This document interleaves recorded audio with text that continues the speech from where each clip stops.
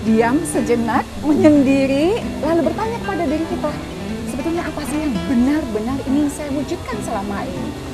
Dengan usia saya seperti ini, saya ingin menjadi manusia yang kelak dikenang sebagai apa? Pasti kita ingin dikenang sebagai manusia yang baik, bermanfaat, memberi kebaikan pada banyak orang.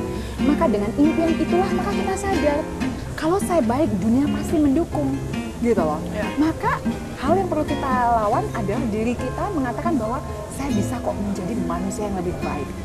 Hanya dengan berkata seperti itu aja, otomatis sikap, attitude, perilaku kita berubah dengan sendirinya dan alam akan mendukung dan cara kita dengan memandang sendirinya. masalah juga bisa jadi berbeda ya Ibu ya. Kita lanjutkan lagi ngobrol-ngobrol, silakan Ibu sambil makan, Selena juga.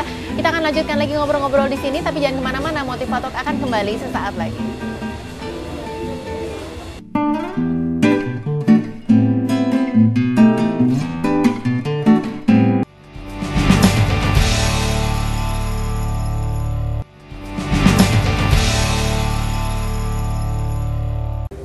Terima kasih kembali bersama kami di Motivator. Kita sudah sampai di perjumpaan kita nih di akhir segmen kita.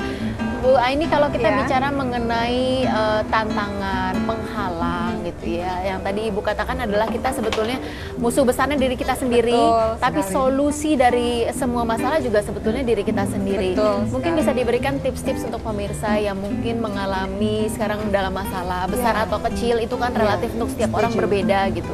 Apa yang bisa Ibu berikan supaya bisa melihat ada titik cerah di sana gitu?